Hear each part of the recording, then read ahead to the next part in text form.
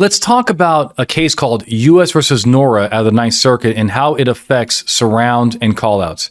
My name is Anthony Bandiero. I'm an attorney and senior legal instructor for Blue to Gold Law Enforcement Training, bringing you another roadside chat. Okay, so Nora, what happened there? So an officers maybe, but an officer saw Nora and two of his friends standing kind of like in front of his house on the sidewalk in front of Nora's house.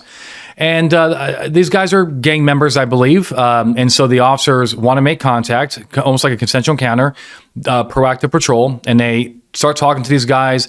And Nora starts walking away. Now, he starts walking away towards his house, so he goes onto his curtilage, and he's heading towards the front door, and Nora has something in his hand. He has a firearm. So the officers see the firearm. I think they tell him like to stop, whatever, but he's already like in his house. He does not come out, and they treat him as like a barricaded subject. They surround and call out, Seiko, whatever you want to call it. They surround and call out, and they bullhorn him out of his house for 30 minutes, right? Come out, your hands up. This is the police. We're not going anywhere type mentality. Finally, Nora does come out. He is arrested for a misdemeanor charge of having a loaded firearm in public. He then, after he's arrested, he's Mirandized, and he admits that there's narcotics also in the house. With that admission, they get a warrant, and we go from there. Now, when it went to the Ninth Circuit had a problem, and the problem is this: based on these facts, according to the court, there was no agency to arrest him from his home. In other words, when the cops bullhorned him out, right? Come out, their hands up. And he did come out after 30 minutes. Was he seized under the Fourth Amendment? The answer is yes. There are two ways to seize somebody under the Fourth Amendment. There's a show of authority, which is when you do something or say something to lead a reasonable person to believe they are not free to leave, and they submit. So while they're bullhorning him, he wasn't seized. Probably most courts would not think he's seized because he's not submitting, okay? But once he came out with his hands up, was he submitting to the show of authority? Absolutely. Therefore, at that microsecond, he is seized. Now, when he was seized, what piece of land, when he submitted to the cops, where is he standing?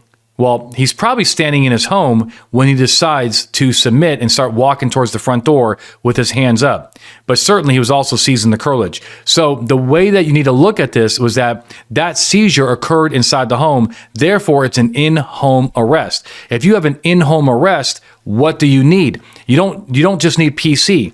You need also an arrest warrant, or you need to be lawfully present. Like that's when your consensual encounters, inside the house. Or you need agency. The court did not find there was any agency. He did not brandish that gun. He did not point that gun. He simply possessed it. It's a misdemeanor that he's getting hit with. He's not getting hit with any violent crime. And at the end of the day, they found that was an unlawful arrest under a case called Payton v. New York. Payton v. New York is a case from 1980 from New York City where Payton committed a murder at a convenience store 3 days prior. I think like an armed robbery gone bad. Then they track him down to his apartment 3 days later. They do not have an arrest warrant. They do not have his consent. All they have is PC for murder. I'm not trying to, downplay it, but that's what they have. And they entered his home to make that arrest. And while in there, they saw evidence of the murder in plain view. The U.S. Supreme Court says, not so fast. You're not allowed to go into that home with these facts. And so there's no agency for Payton. They should have got an arrest warrant. And so the Ninth Circuit is applying Payton to Nora. And even though they did not physically enter the home like they did in Payton, they nevertheless seized him with the bullhorning. Okay. And by the way, this ain't no fringe Ninth Circuit case that was wrongly decided. This is correct.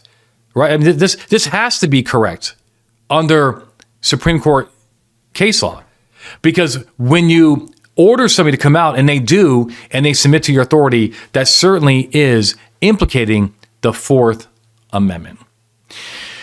Okay, now the cop says, all right, now how's this work with DVs, right? Because, for example, we had a person come into the station and they were the victim of domestic violence, and their spouse is at home.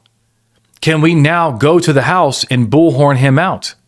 SACO him out, surround and call out? And the answer is no, not with these facts. Just because you have PC for domestic doesn't mean that you can order somebody out of their home like they did in Nora. But Anthony, hold up. You're wrong, because in our state, domestic or family violence is a mandatory arrest. Well, it might be a mandatory arrest by your legislature, but it's not a mandatory violation of the Constitution. In other words, you have to read all of your laws. Every single law that you read it in context with the Fourth Amendment. You cannot understand statutes without understanding the Fourth Amendment. You have to understand both in order to get the answer correct. So if you go to that house and you bullhorn him out and he comes out, would that be an unlawful arrest? The answer would be yes. What would be the consequences? So Anthony, he gets out of his DV charges? Not necessarily. Not necessarily. This could be a civil rights violation, so you can get sued and you can lose. That's totally different than a criminal trial. Or you could lose your Miranda confession, like what happened in Nora, because it's the Miranda confession is tainted. Or if he has evidence on his person while he's submitted to the unlawful arrest, you could lose the evidence on his person, because that would be the fruit of the poisonous tree. Okay. Now, one thing you could do is try to get consent from the victim to enter the home first. So the victim can absolutely give you consent. Sometimes they'll give you the keys. Yep, go in there. He's sleeping on the couch probably or whatever. I'm not telling you to do this because it could be unsafe, but their cops have done this where they have reason to believe it's safe to do so. The guy may be sleeping. They get consent to enter the home by the victim. They go in there, they wake him up off the couch, and they arrest him. That would be lawful, because the question in that case is, would your entry into the home have been lawful? Right? Did you cross that threshold lawfully? Consent can get you in the house. However, if before the entry he says stay out, well, you're not working in consent anymore, because he's present, then he has a right to keep police out of his home unless they have exigency or an arrest warrant. Okay, so something to consider. If you have questions about that, let me know.